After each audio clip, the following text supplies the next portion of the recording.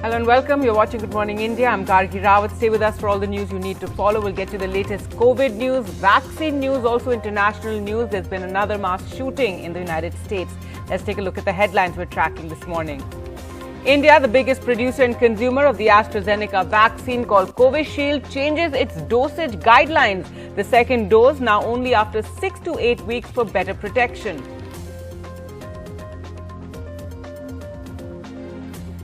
Telangana government objects to the Prime Minister and health officials' statements. They say the vaccine wastage is under 1%, not 17% as stated. Former Mumbai Police Commissioner Paramveer Singh, who was transferred after the Sachin Vaze episode, knocks on the doors of the Supreme Court against his transfer. Independent MP from Amravati in Maharashtra, Navneet Rana, has alleged that Shiv Sena MP Arvind Sawant threatened her for raising a Sachin Vaze case in the lower house. The Shiv Sena MP says it's not true.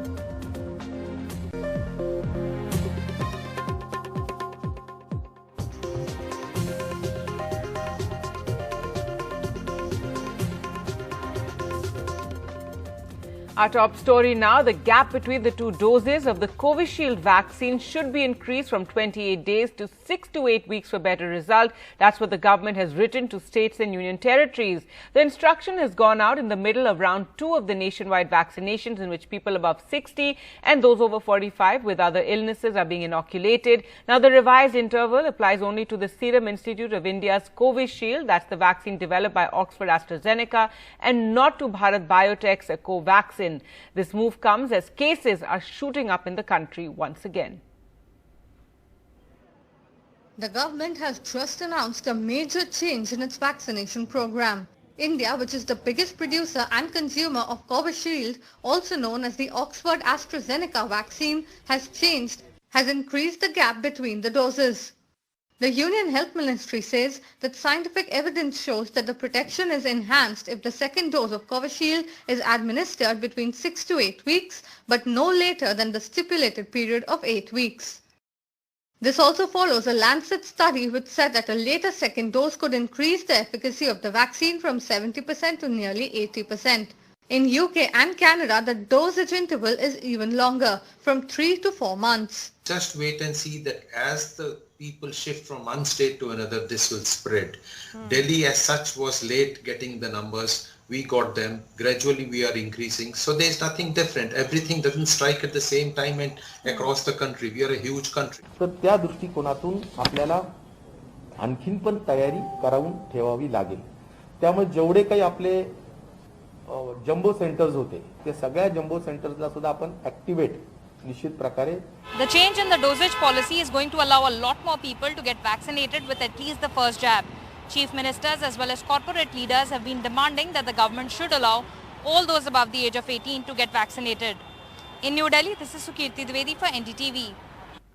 So while daily cases are rising, fresh curbs have been announced in many states. Let's take a look at what these new measures are.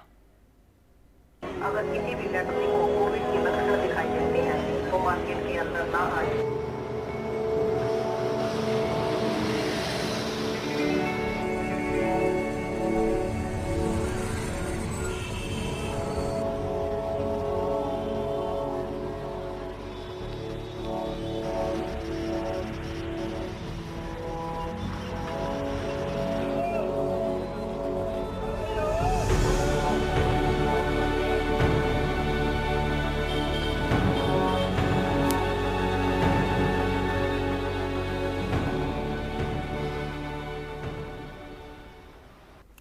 And in Uttar Pradesh, schools up to class 8 are to remain shut. All schools up to class 8 to remain closed from the 24th to the 31st of March. Other institutions where exams aren't underway are to close, and educational institutions to shut from the 25th to the 31st of March.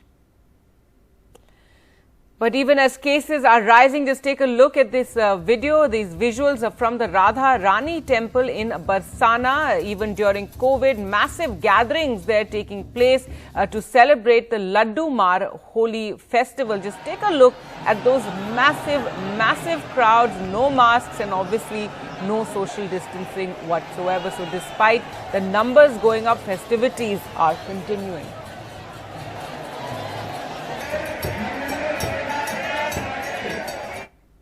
Now, the Telangana government has taken exception to claims by the centre that it is the state with the worst vaccine wastage rate in the country. The southern state has said that it is in fact among those who have most effectively and efficiently utilized stocks of the drug. Telangana has protested to the centre, pointing out that the Prime Minister and Union Health Secretary were wrong in calling out Telangana as one of the states with the highest vaccine wastage. It's absolutely completely wrong. Actually, our wastage is less than 1%. That is actually 0.76% against 17% what Government of India has claimed. We come to an understanding that our wastage percentage is less than 1%, which is lowest COVID vaccine wastage in the country. Last week, Prime Minister Narendra Modi had said Telangana, Andhra Pradesh and Uttar Pradesh reported over 10% wastage of COVID vaccine. Telangana और आंध्र प्रदेश में 10% से ज्यादा vaccine wastage है। UP में भी vaccine wastage करीब वैसा ही है।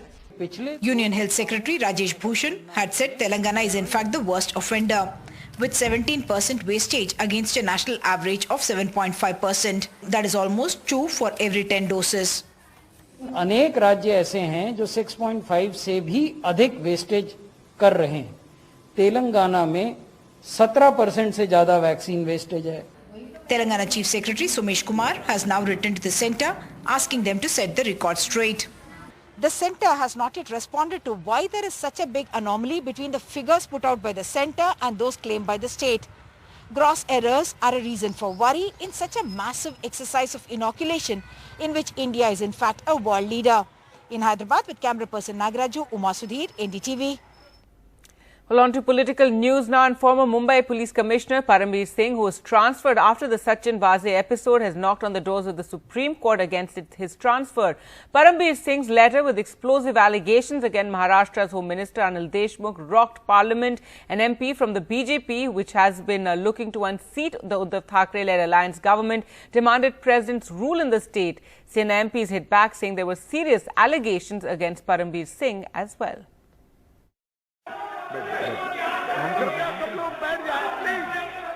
Union ministers and BJP MPs targeting the Maharashtra ruling alliance led by the Shiv Sena. छोटा मोटा आरोप नहीं था, 100 करोड़ रुपया महीने की वसूली एक बहुत बड़े आरोप की बात थी. Outside Parliament, the NCP dug in its heels with party chief Sharad Pawar defending fellow partyman and Maharashtra Home Minister Anil Deshmukh.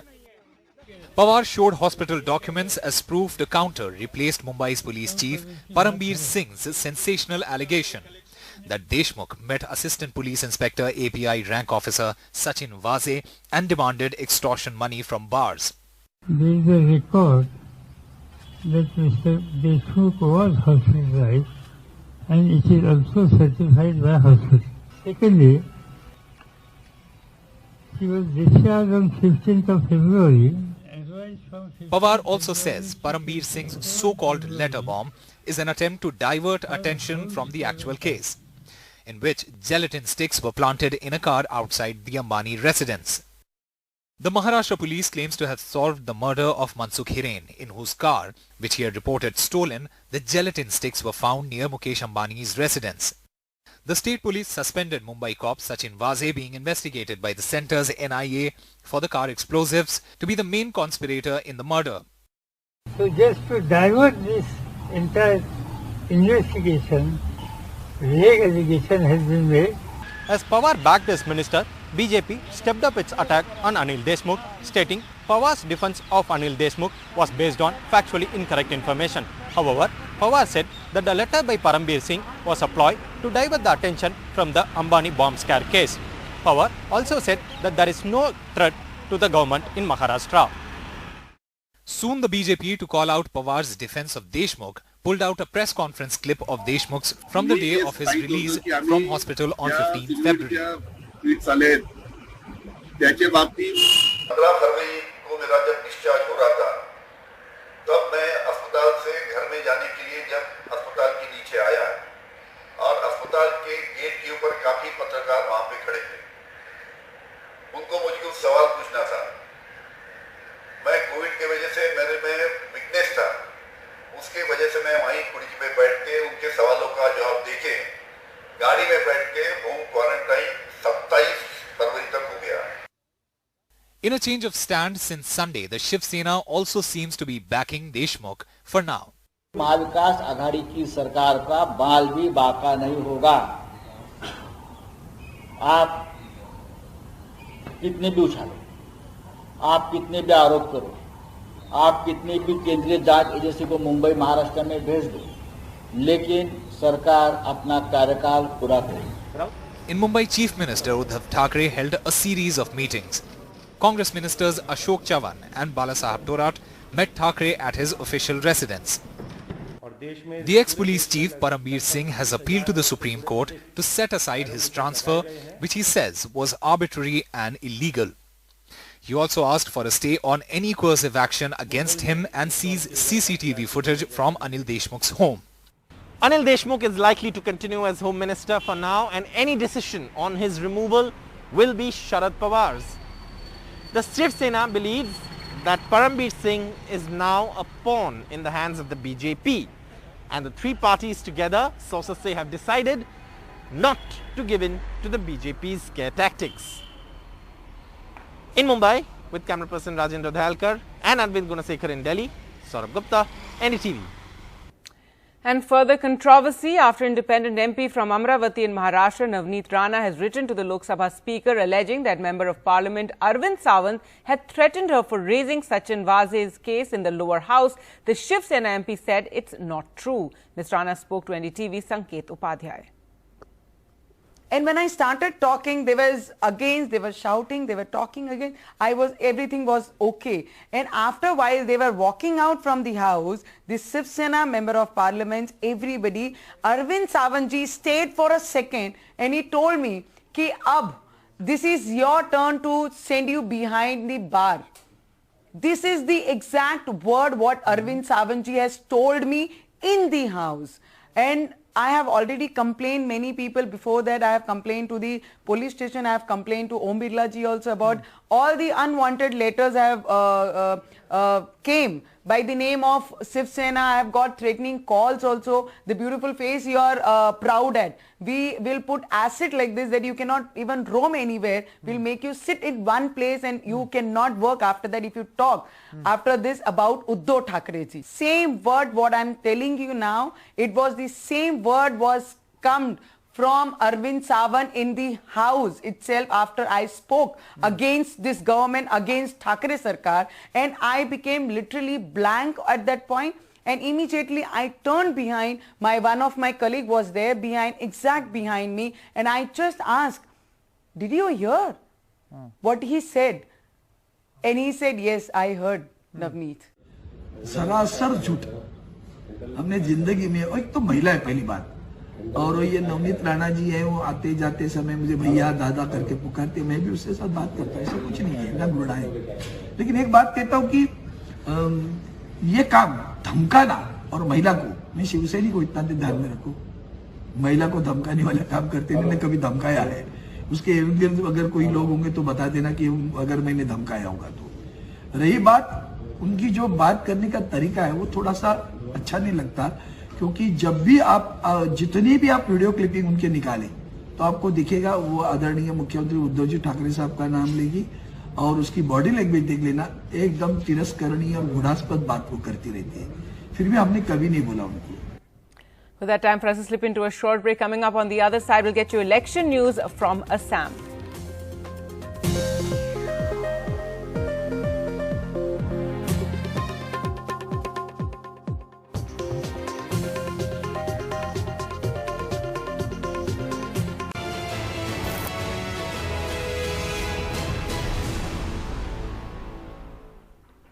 Welcome back. Now on the election trail in Assam, Home Minister Amit Shah is hit out at the Congress party. He says that we worked for the development, whereas Congress is forging an alliance with Badruddin Ajmal, and if they come to power, infiltration in the state will surge. एक और आप आसाम की अस्मिता की बात करते हैं, और दूसरी ओर ये आधुनिक काला पहाड़ जानते हो ना, ये आधुनिक काला पहाड़ बदरुद्दीन अजमल को लेकर चलते हो, कैसे आसाम की अस्मिता की रक्षा करोगे भाई बताओ तो। क्या फिर से हम घुसपैठ का फ्लो चालू कराना चाहते हैं? ये कांग्रेस पार्टियों को सर बनाइए बदरुद्दीन अजमल के साथ आते हुए। In her response, Priyanka Gandhi Vadra, who's also in Assam, has said BJP is not running a political party. It's working like a mafia in Assam. ऐसे समझिए कि भाजपा असम में एक राजनीतिक पार्टी नहीं, एक माफिया जैसे चल रही है। वो ये भी नहीं तय कर पा रहे हैं कि उनका मुख्यमंत्री कौन बनेगा। असम भाजपा के दो गुट हैं। जैसे महाभारत में शकुनी मामा थे और धृतराष्ट्र थे, उसी तरह से आज असम की सरकार में भी एक शकुनी मामा समान नेता है और एक धृतराष्ट्र समान नेता है। Now, with just 2 days of campaigning left for the first phase of the 3-phase assembly polls in Assam, the BJP is going to release its manifesto today. Party President JP Nadda will be releasing the manifesto ahead of this. Assam Chief Minister Sarbanand Sonowal said that there is no doubt about his government retaining power in Assam. The reason, he says, is good governance. Listen in. Big elections for you. This is an election where for the first time in Northeast anywhere, BJP is fighting to retain power. You are holding big rallies. What is your anticipation about the elections?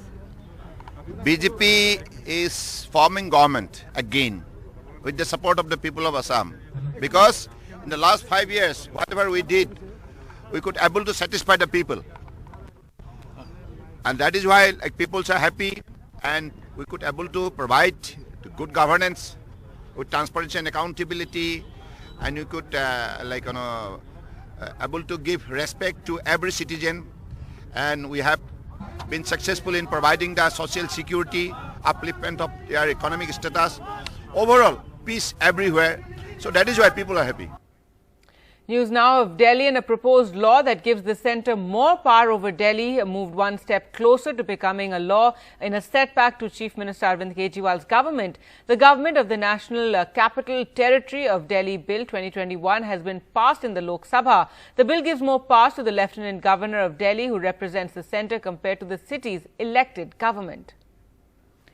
With that, time for us to slip into a short break. Now, on the other side, we take a look at the government's decision on extending the time between 2 doses of the Covishield vaccine.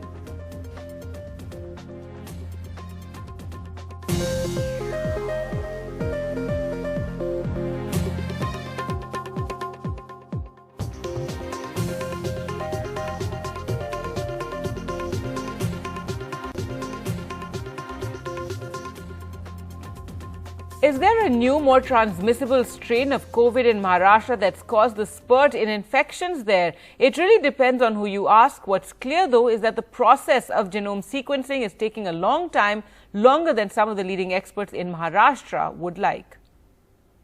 Dr. Joshi, on what basis do you say that there is a new mutant strain? So we are seeing clusters. For example, in Nanded, we have 8, 10 families getting infected in a span of 1 or 2 days. So if you look at public health strategy and simple logic, clearly we are seeing something, and they are recovering also faster.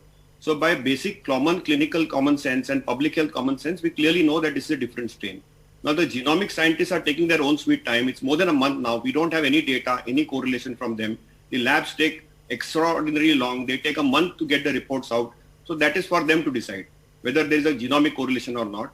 But I currently feel that there is definitely a strain which is faster spreading. There is no two ways about that, Vishnu. And I would stand to be corrected, but that clearly is there. The scientific rigor, the genomic labs are very limited in our country. They are all with CSIR and they can, and ICMR, and they can get that data out in the times whenever they find the time to show the correlation. Why is it taking so time for us to scientifically, rule out something? If this is a mutant strain, what is it called? How is it different? Is it a foreign strain? Is it an Indian strain? Why, if in a country like ours, where we have, for example, this remarkable manufacturing capacity, remarkable medical scientific capability, that we are unable to, in a period of 1 month in the middle of a medical emergency, rule out whether or not this is some sort of higher transmissible strain? Why is it Dr. taking Shashank a month Joshi, for the science to emerge? Yeah, Dr. Shashank Joshi, I have written a personal letter to Maharashtra government about a month ago, and I welcome you to write to me an email immediately after this show, shekhar@csi.res.in, and you start sending me the samples. We'll start giving you results in 48 hours. Right? shekhar@csi.res.in. Please note down my email address. I have written a letter to Maharashtra government about a month ago. I have not heard from Maharashtra government and will be more than happy to sequence 5% of the positive samples. All right, now to talk more about the rising cases and of course the vaccine, we're now joined by Dr. Sunila Garg, member Delhi COVID Task Force and fellow WHO and ICMR, and Dr. Rajesh Parekh, Director Medical Research, Jaslok Hospital in Mumbai. Dr. Garg, first to you about this issue that you just saw, from our show last night, in which there was talk about the, mutant strain of the virus and how there's still doubts because we keep hearing different things from official channels about whether the reason for this sudden spurt in cases is because of the variant and whether we are checking, positive cases of coronavirus for the variant. We do know that people who came in from the UK we were checking, but are we checking the population? See, that is a very valid question what you have asked. From the population, we still do not have data, but then you see we have couple of reports from Vidarbha where we got UK strain, Brazil strain, and in Delhi we got a African strain. So that is in those cases there was history of travel. But as far as you see, when we are talking about the population base, 5% population also needs to be screened. But those results are still awaited, and that's where we need to see that if there is from the travel also we can get indigenous transmission as well. That means there is a traveler who has come and then who is been in the family, he can transmit silently the disease, because particularly when we look at the UK strain and Brazilian strain as well, both the strains can be transmitted very easily. The infectiousness is fast, the severity may be low. So that's where we need to look at our genome sequencing, particularly at the indigenous level or at the community level. That is very, very important. Right, absolutely. And we'll just go across to Dr. Parekh in a moment. But before that, also about the vaccine news, this was something that was being spoken about, how if you increase the duration between the doses of the AstraZeneca vaccine called Covishield here, it's been found to be more effective in the UK. So some good news that the government has taken all these studies into account and now decided to go ahead and increase the duration between doses up to 8 weeks. Yeah, this was one of the things which was, you see, in the trial it emerged that actually when the trial was being conducted, it was seen that the second dose of vaccines, were virtually short of supply. So some people were given vaccine after 6 weeks and some were given after 8 and then 12 weeks. What we saw that more the gap was, the more was the antibody emergence, and it was more efficacious when it was given around 12 weeks. So that's where you see the government of India also has taken that into cognizance now. Though the trial was conducted in that way and it was the accidental finding and a chance finding, but we could analyze the individuals, those were given after 6 weeks, 8 weeks, 12 weeks. So 8 weeks is the optimum time when one should take the vaccine from the program perspective also, because we have to ramp up our vaccination also. All right. Dr. Rajesh Parekh, I'd like to put that question about the variant to you because, many people are questioning whether that is the reason we're seeing such a rapid spread of the virus in Maharashtra. Are we checking enough? It doesn't seem, according to many experts, that we're checking enough for the variants. We're doing a genome sequencing for people who've returned from the UK, but in the population at large, at least, get it up to a certain percentage to be able to identify whether indeed it is these other strains that have caused havoc in other parts of the world. Gargi, I think it's extremely important for us to conduct genomic analysis and find out whether there's one variant. It's possible it actually might be more than one variant because, there are two variants circulating around the world and one of them can certainly dodge the antibodies produced by some of the vaccines.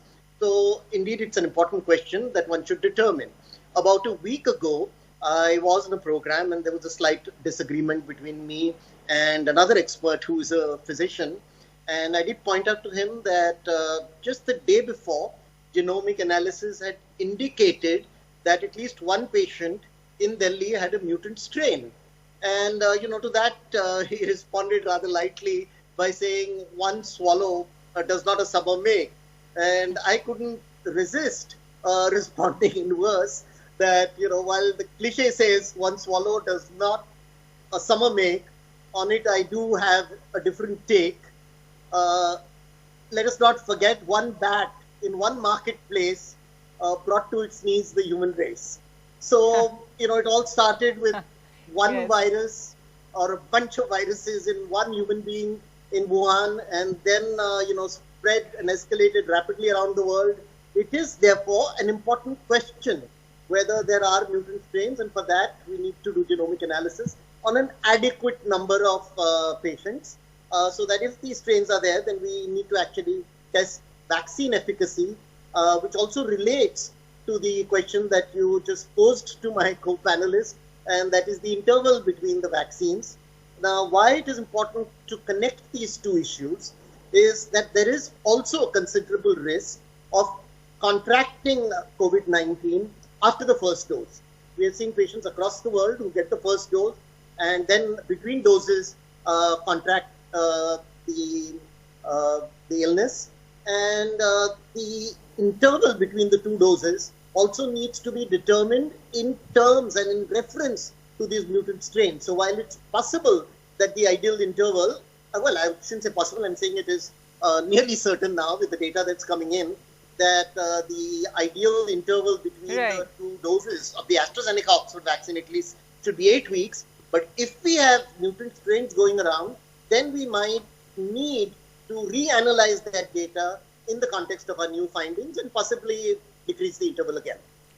All right. And finally, Dr. Garg, all of you experts are talking about how we have to maintain COVID protocols still and, not let our guard down. But then just look at the visuals we're getting from across the country. Elections are taking place in so many states. We're in that pre-Holi time. And we're playing out these visuals from Barsana at a temple where there's festivals taking place and massive crowds being seen. We're going to have a Kumbh Mela in Haridwar just now. So how do we, on one hand, everybody advising caution. On the other hand, it seems, people have completely forgotten we're in the middle of a pandemic.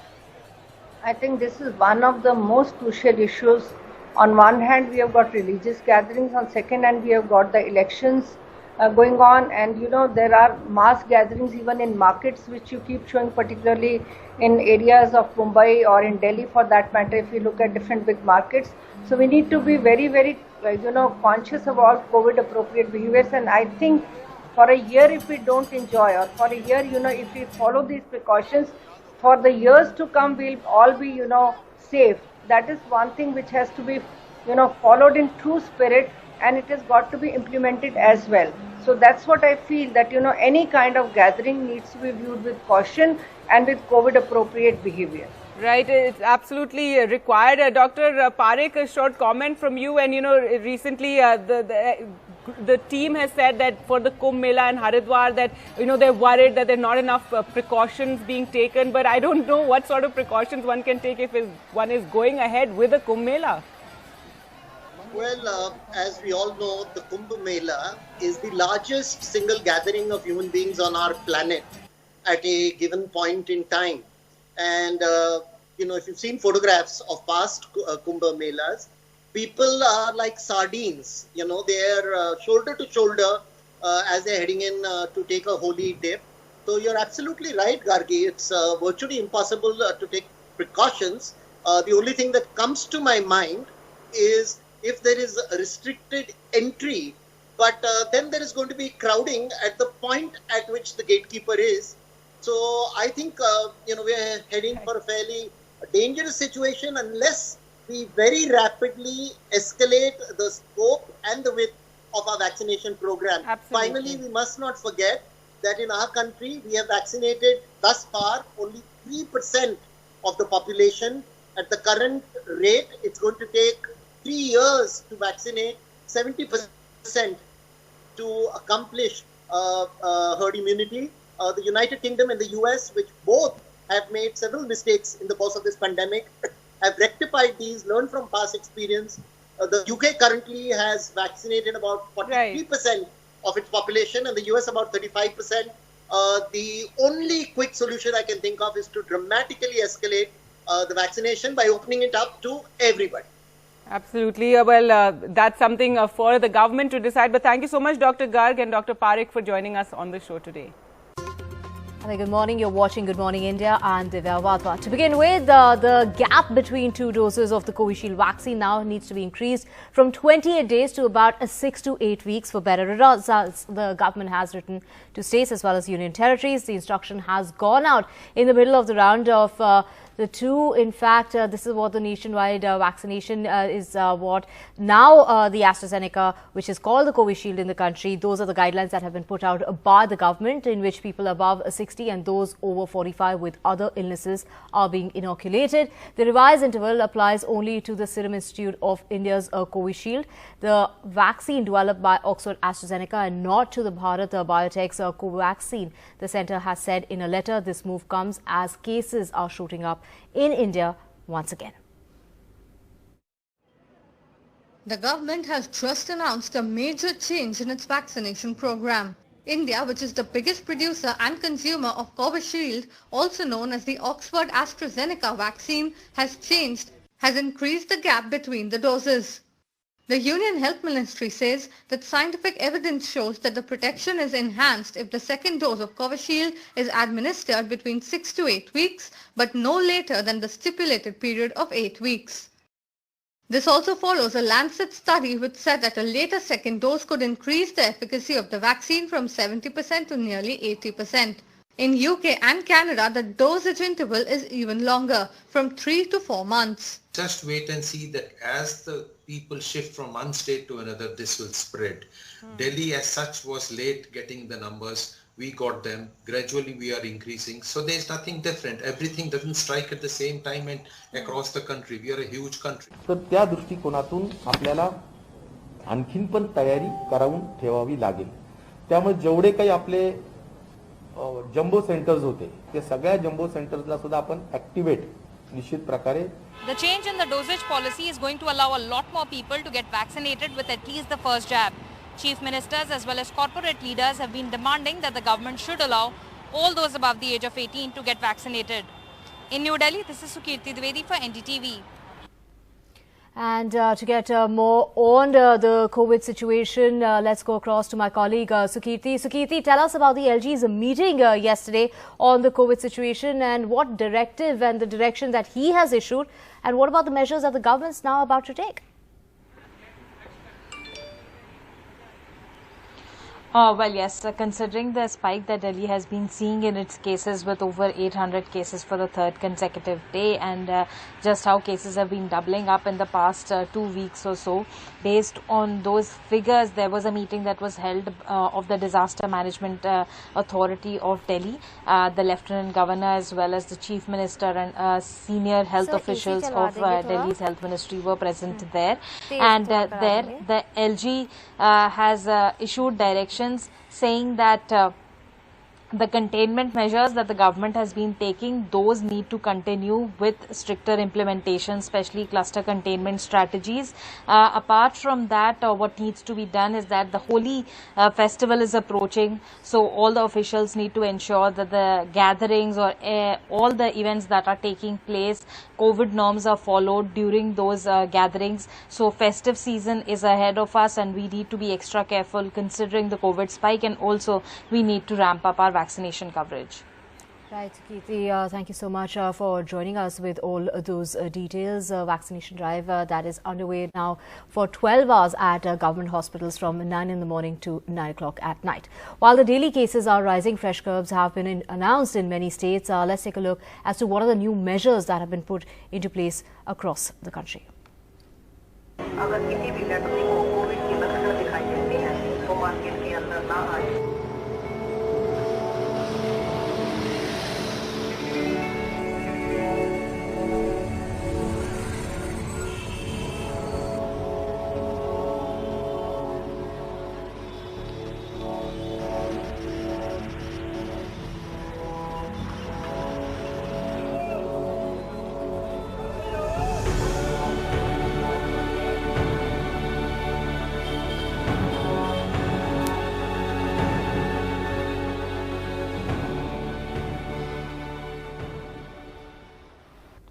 And in Uttar Pradesh, schools up to class 8, those are to remain closed from tomorrow, that's the 24th of March till the 31st of March.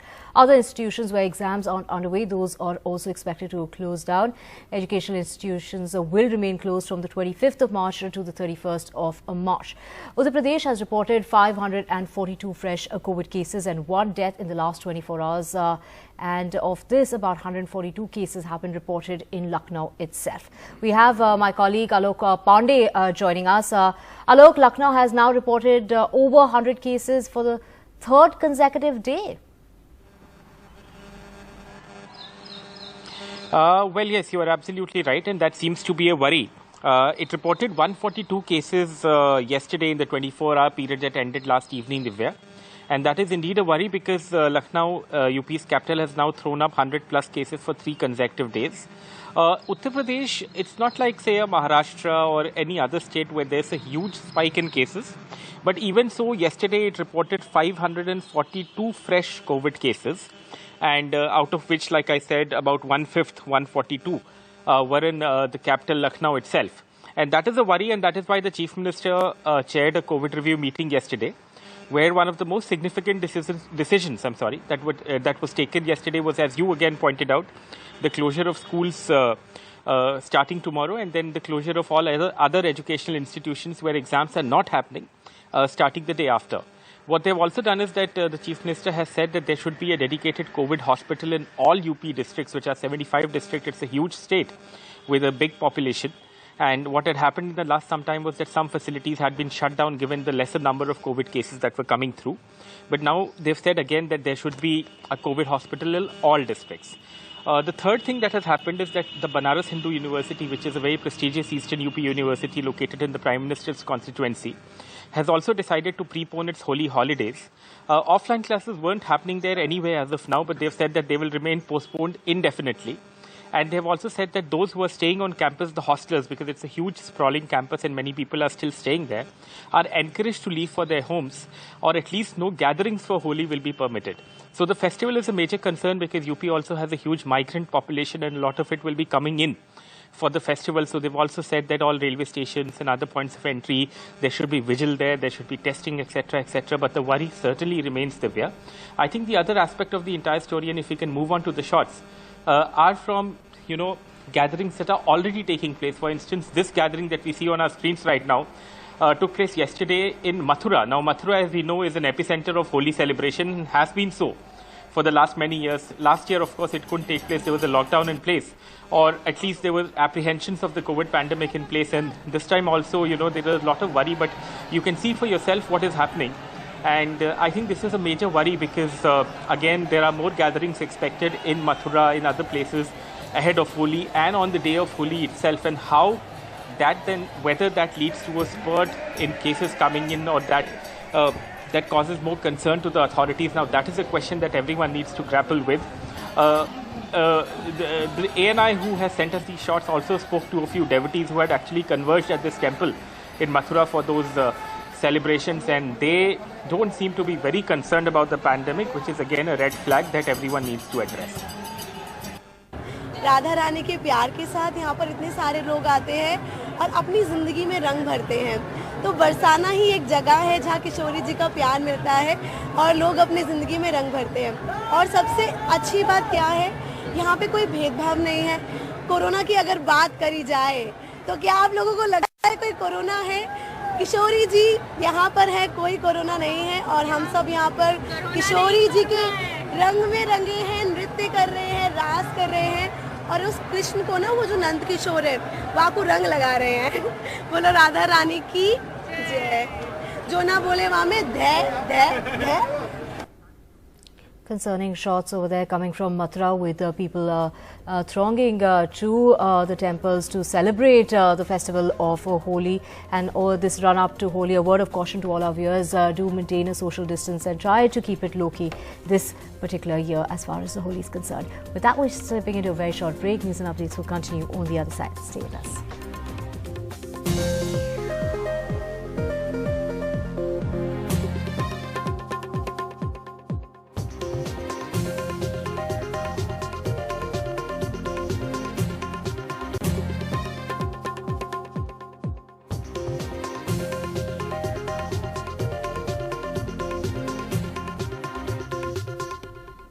Welcome back. Former Mumbai Police Commissioner Parambir Singh, who was transferred after the Sachin Vaze episode, knocked on the doors of the Supreme Court against his transfer. Parambir Singh's letter with explosive allegations against Maharashtra's Home Minister Anil Deshmukh rocked the parliament. An MP from the BJP, which has been looking to unseat the Uddhav Thackeray-led alliance government, demanded the president's rule in the state.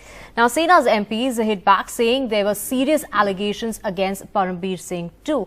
My colleague Saurabh Gupta reports.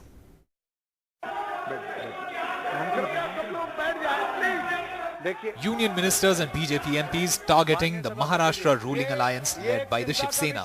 छोटा मोटा आरोप नहीं था, 100 करोड़ रुपया महीने की वसूली एक बहुत बड़े आरोप की बात थी. Outside Parliament, the NCP dug in its heels with party chief Sharad Pawar defending fellow partyman and Maharashtra Home Minister Anil Deshmukh. Pawar showed hospital documents as proof to counter replaced Mumbai's police chief Parambir Singh's sensational allegation that Deshmukh met Assistant Police Inspector API rank officer Sachin Vaze and demanded extortion money from bars. There is a record that Mr. Deshmukh was hospitalized and it is also certified by hospital. Secondly, he was discharged on 15th of February. Pawar also says Parambir Singh's so-called letter bomb is an attempt to divert attention from the actual case, in which gelatin sticks were planted in a car outside the Ambani residence. The Maharashtra police claims to have solved the murder of Mansukh Hiren, in whose car, which he had reported stolen, the gelatin sticks were found near Mukesh Ambani's residence. The state police suspended Mumbai cop Sachin Vaze, being investigated by the centre's NIA for the car explosives, to be the main conspirator in the murder. So just to divert this entire investigation, vague allegation has been made. As Pawar backed his minister, BJP stepped up its attack on Anil Deshmukh, stating Pawar's defense of Anil Deshmukh was based on factually incorrect information. However, Pawar said that the letter by Parambir Singh was a ploy to divert the attention from the Ambani bomb scare case. Pawar also said that there is no threat to the government in Maharashtra. Soon the BJP, to call out Pawar's defense of Deshmukh, pulled out a press conference clip of Deshmukh's from the day of his release from hospital on 15 February. 15 फरवरी को मेरा जब discharge हो रहा था, तब मैं अस्पताल से घर में जाने के लिए जब अस्पताल के नीचे आया और अस्पताल के गेट के ऊपर काफी पत्रकार वहां पे खड़े थे. उनको मुझे कुछ सवाल पूछना था. मैं कोविड की वजह से मेरे में वीकनेस था, उसके वजह से मैं वहीं कुर्सी पे बैठ के उनके सवालों का जवाब देके गाड़ी में बैठ के होम क्वारंटाइन 27 फरवरी तक हो गया. In a change of stand since Sunday, the Shiv Sena also seems to be backing Deshmukh for now. Mahavikas Aghadi की सरकार का बाल भी बाका नहीं होगा. आप कितने भी उछालो, आप कितने भी आरोप करो, आप कितनी भी केंद्रीय जांच एजेंसी को मुंबई महाराष्ट्र में भेज दो, लेकिन सरकार अपना कार्यकाल पूरा करे. In Mumbai, Chief Minister Uddhav Thackeray held a series of meetings. Congress ministers Ashok Chavan and Balasaheb Thorat met Thackeray at his official residence. The ex-police chief Parambir Singh has appealed to the Supreme Court to set aside his transfer, which he says was arbitrary and illegal. He also asked for a stay on any coercive action against him and seize CCTV footage from Anil Deshmukh's home. Anil Deshmukh is likely to continue as Home Minister for now, and any decision on his removal will be Sharad Pawar's. The Shiv Sena believes that Parambir Singh is now a pawn in the hands of the BJP, and the three parties together, sources say, have decided not to give in to the BJP's scare tactics. In Mumbai, with camera person Rajendra Dhalkar and Arvind Gunasekar in Delhi, Saurabh Gupta, NDTV. And Anil Deshmukh issues clarification on BJP's corruption allegation and the 15th of February press conference. As the air ticket goes viral, Anil Deshmukh clarifies, says wrong news circulated in electronic and print media. Let's listen in.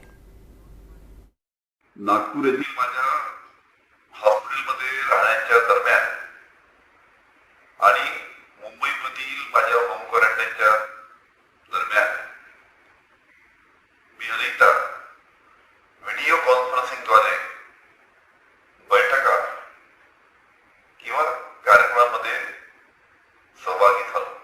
Home quarantine नंतर आमचं 1 मार्चपासून अधिवेशन होतं. त्याच्या कामाला मी लागलो. त्या दरम्यान आमचे जे अधिवेशनामध्ये प्रश्नोत्तर होते, या लक्षवेधी सूचना होत्या, त्याच्या ब्रीफिंगसाठी माझ्याकडे माझ्या शासकीय निवासस्थानावर अनेक अधिकारी ब्रीफिंगसाठी येत होते. To get more details, we have my colleague Saurabh Gupta joining us. Saurabh, Anil Deshmukh claims he took a private flight on the 15th of February and left home only on the 28th. It's after the 1st of March did he start to meet officers at his residence.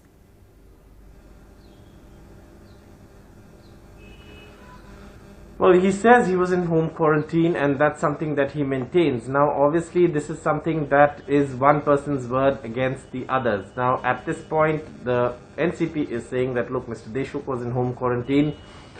There is no possibility that he could have met Sachin Vaze at that time. And this is something that, and if Sachin Vaze had met him, then there should be some kind of evidence to prove that Sachin Vaze had met him. And in fact, this conversation that Parambir Singh alleges happened between Sachin Vaze and Anil Deshmukh happened, that there has to be some evidence. One thing that's becoming increasingly clear is that the BJP is going to continue this line of attack in Maharashtra. The BJP sees political dividend from it, even if it's unable to destabilize the government. On the other hand, the Sena and the NCP and the Congress feel that any giving in to the BJP would be playing into the hands of the BJP, which is why at this point they are sticking on with the theory that this possible meeting between Sachin Vaze and Anil Deshmukh is a farce, and that it's something that has been cooked up by Parambir Singh. Sources also say within the Sena and the NCP now there is, of course, agreement on the fact that Parambir Singh, according to them, has become a pawn in the hands of the BJP, and they believe that the direction the probe in the Sachin Vaze case was taking could have been one of the reasons for that happening. This is what sources are telling us.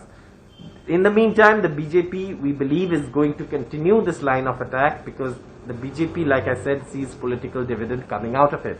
So that's what you're going to see over the next few days in Maharashtra, but it's unlikely that the NCP will give in easily to the BJP's demands.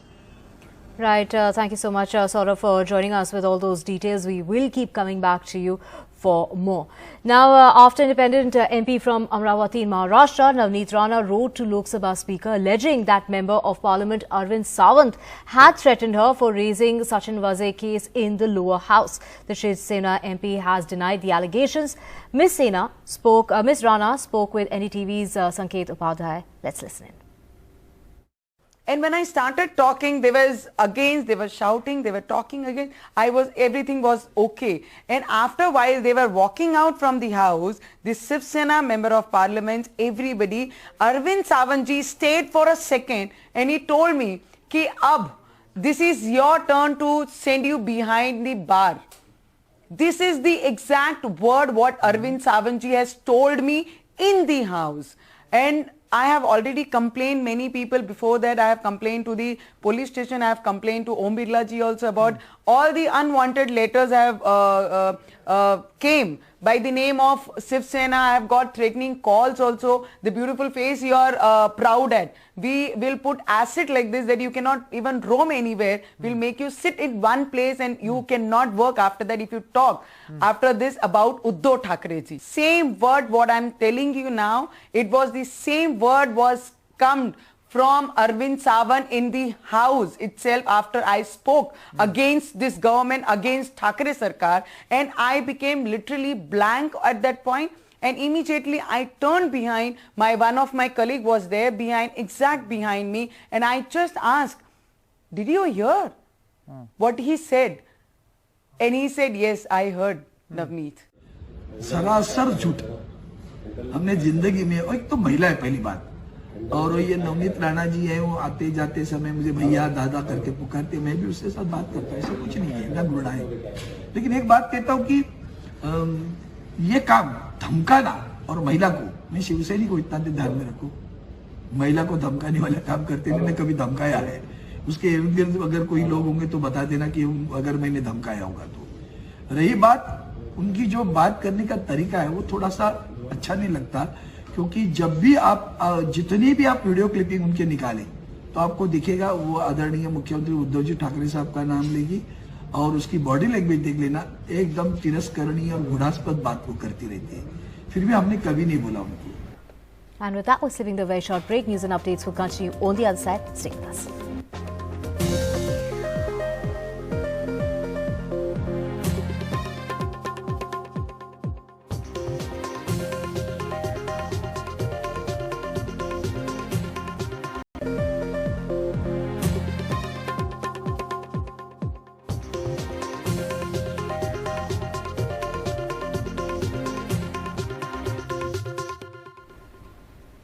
Welcome back. On the election trail in Assam, Home Minister Amit Shah has hit out at the Congress party. He says we work for the development, whereas Congress is forging an alliance with Badruddin Ajmal. If they come to power, infiltration in the state will surge. Do you want to stop the infiltration? Listen in.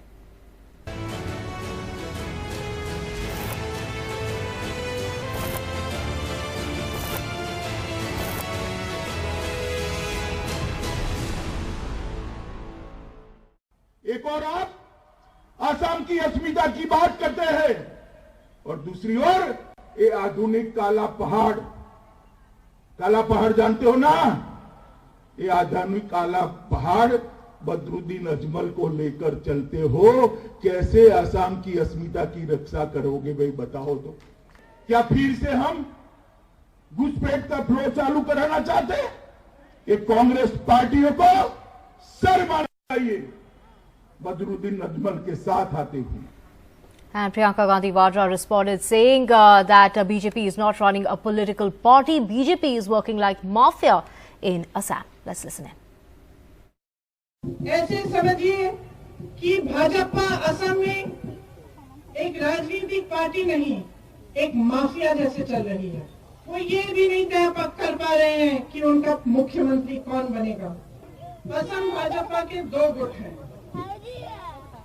जैसे महाभारत में शकुनी मामा थे और धृतराष्ट्र थे, उसी तरह से आज असम की सरकार में भी एक शकुनी मामा समान नेता है और एक धृतराष्ट्र समान नेता है। And with just 3 days of campaigning left for the first phase of the three-phase assembly polls in Assam, the BJP is going to release its manifesto. Party President JP Nadda will release the manifesto for Assam polls ahead of this. Assam Chief Minister said that there's no doubt about his government retaining power in Assam. The reason, he says, is his good governance. Let's listen in. Big elections for you. This is an election where for the first time in Northeast anywhere, BJP is fighting to retain power. You are holding big rallies. What is your anticipation about the elections? BJP is forming government again with the support of the people of Assam, because in the last 5 years, whatever we did, we could able to satisfy the people, and that is why people are happy, and we could able to provide good governance with transparency and accountability, and we could able to give respect to every citizen, and we have been successful in providing the social security, upliftment of their economic status, overall peace everywhere. So that is why people are happy. And in Kerala, the Chief Electoral Officer has ordered for a detailed inquiry into 140 constituencies after preliminary probe has brought out instances of discrepancies in voters' list. The complaint was filed by the opposition leader in the state, Ramesh Chentithala. One official in Kasaragod has been suspended. The poll officer has ordered a probe in the Kerala voter list discrepancies and a detailed probe of the voters' list that in all the 140 constituencies. To get more details on this, we have my colleague Sneha Merikoshi joining us. Sneha, the complaint on discrepancies in the voters list found to be valid.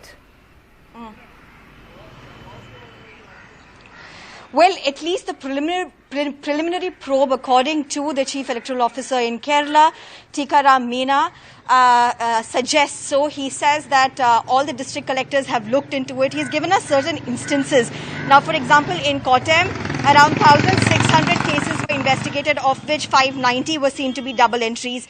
In Trishul, all 570 cases which were verified have been seen as double entries. In Palakkad, around 2,004 entries were verified and around 800 of them were seen as multiple entries. So now Tikaram Meena saying that these could also be part of what is seen as demographically sensitive similar entries where people have shifted or voters have died or there has been some change in some form and the entry still remains duplicated.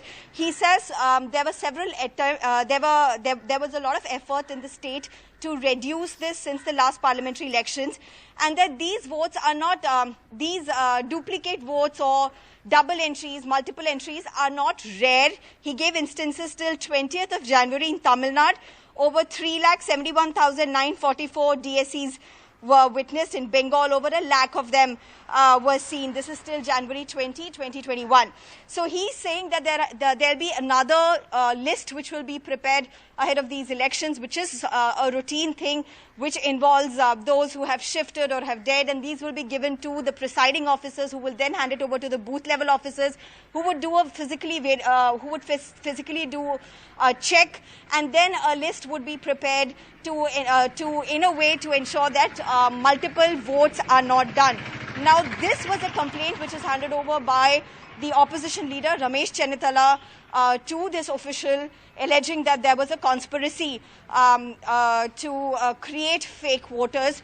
Now, we spoke to Tikaram Meena. We asked him whether there was any political foul play found in this. He said at this point there is nothing of that sort which is seen, that is beyond his ambit, but he is looking into the probe whether there has been any intentional, motivated attempts by the officials for any foul play. One official has been suspended after a voter in Kasaragod was found to have 5 voter ID cards issued. So that being one instance which has come to the fore. But Tikaram Meena also saying that despite several meetings with the politicians, even at district levels, all seem to have been sleeping and now coming up with this last moment complaint.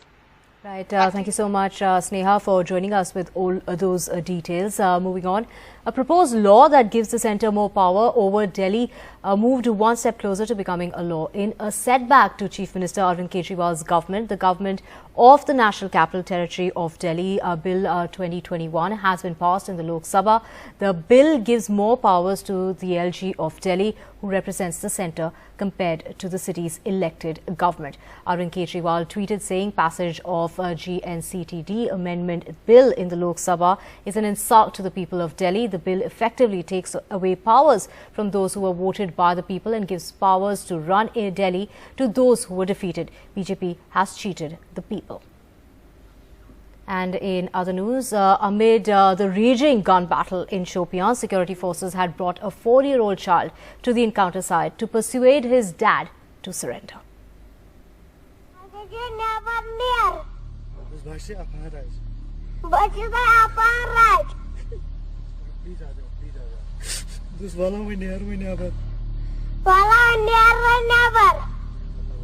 A heart-wrenching appeal by a child to his militant father to surrender.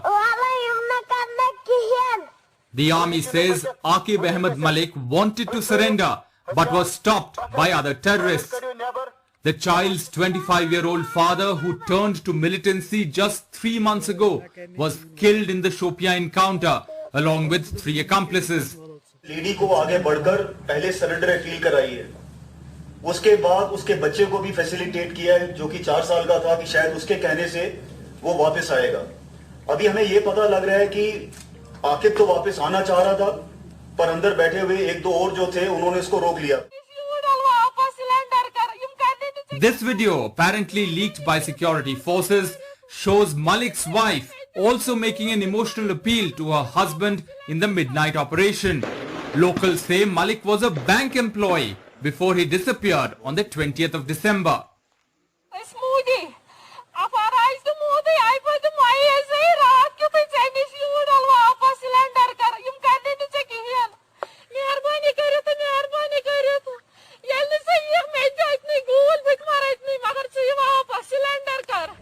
For the last few years, houses where terrorists have been cornered have been destroyed to flush them out or eliminate them. Last week, 7 residential houses were destroyed in Shopian during an encounter in which 2 terrorists were killed. Police said 19 militants have been killed this year, even as giving a chance to militants to surrender remains part of their policy. Today's video showing heart-wrenching appeal by a 4-year-old child has gone viral. The question is, was it prudent for the security forces to bring a little child to the encounter site? In Srinagar, Nazir Masoodi, Prime TV. Now, from viral campaign songs to micromanaging the last mile, NDTV's Srinivasan Jain finds out how Prashant Kishore's team is helping build brand Stalin. So what we're going to show you now is behind the crowds and the rallies is another dimension of the building of the Stalin campaign and the brand Stalin, and that is IPAC, which is the Prashant Kishore outfit, the political strategy outfit, and we're in their office in Chennai, which is a kind of corporate setup, headquarters that they have. It's an office building they've rented, and here you can see are quite a lot of young people working on the Stalin campaign. We're told that totally there are about 200 people who work out of this office, but overall there are about 1,000 people working on the Stalin campaign. And what they're doing is now what has become a familiar part of the Prashant Kishore playbook to the Stalin campaign and the Tamil Nadu election. For example, if one looks at all these different boards here, then these have all the different assembly constituencies of Tamil Nadu, and it's been broken up into different activities which IPAC is coordinating. D2D means door to door. VV is video van. Then there's something called buzz, creating a buzz. Influencer calling, where these people will call local influencers and get them to generate interest in the Stalin campaign. In addition to that, what IPAC is telling us is that they've also been doing a number of activities much before the elections began. For example, you have events where Stalin essentially listens to grievances from people, and they come in the hundreds and they post their grievances, and then Stalin interacts with them and responds to them. He also gives out certificates to local prominent people. Here, for example, is a poster of the grievance box in which people put their grievances, and then Stalin claims that when he's going to be elected, he will then address those grievances. And they've shared videos with us as well of people talking to him and telling him their problems, including one of a small child who's talking into Stalin's ear. And then, last but not least, this is a placard which has the lyrics of the Stalin election song, which according to IPAC has gone viral. It's racked up over 3 crore views, which they claim is the highest of any political campaign song to date. Let's have a listen.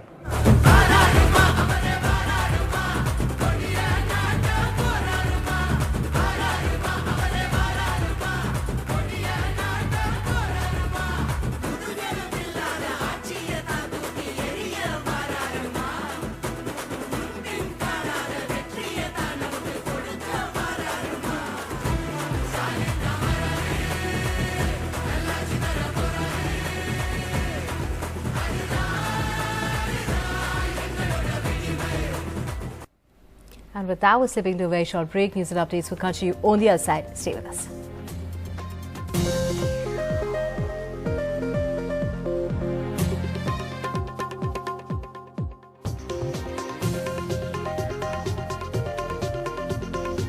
While LGBT rights have evolved in recent years in our country, for most transgenders, it's a life of discrimination and struggle.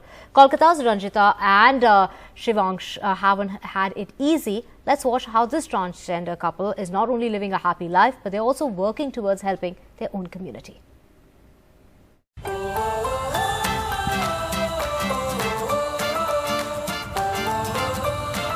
Shivansh is my Facebook friend और हम लोग मिले थे 4 साल पहले। रंजिता से मैं जब बात करता था तो मुझे काफ़ी अच्छा लगता था। शिवांश मेरे एक वर्कशॉप में दिल्ली में मेरे से मुलाकात हुआ। मेरा पहला जो प्यार था उस जगह से मैं देखा जो सीसजेंडर जो पुरुष हैं और हमें एक्सेप्ट करना उसका सोसाइटी उसका समाज में बहुत प्रॉब्लम था। पर शिवांश पहले से ही मुझे ये सपोर्ट सिस्टम में लाया जो क्योंकि मैं सुबह से रात तक हमारा मूवमेंट जो है एक्टिविज्म जो है इतना लड़ाई के बाद क्योंकि अभी भी ह्यूमन सिविलाइजेशन में हमें हमारे जैसे इंसानों का कोई भी जगह नहीं है समाज पे, तो उस जगह से मैं टूट चुकी थी और उस समय शिवांश आया तो उस जगह मुझे लगा जो हाँ ये कुछ होने वाला है क्योंकि हम लोग दोनों शायद दोनों के लिए ही बने हैं और उसका भी फैमिली में वही प्रॉब्लम था क्योंकि उसका भी फैमिली से वो सपोर्ट उसको नहीं मिल रहा था। एक ट्रांस वुमेन से ज़्यादा संकट वाली ज़िंदगी होती है एक ट्रांस मैन के लिए। मैं जी रहा हूँ और मैं इस तरह से मेरे साथ रंजिता भी रह रही है तो रंजिता भी जानती है कि उससे दुगनी प्रॉब्लम मेरी है। तो मैं यही बोलूँगा कि मैं कल भी नहीं थका था, मैं आज भी नहीं थका हूँ और मैं कभी नहीं थकूँगा। अंत मेरे परिवार में बहुत कोई नहीं है पर शिवांश आने के बाद मुझे लगता है जो परिवार में हम लोग संगबद्ध हुए हैं।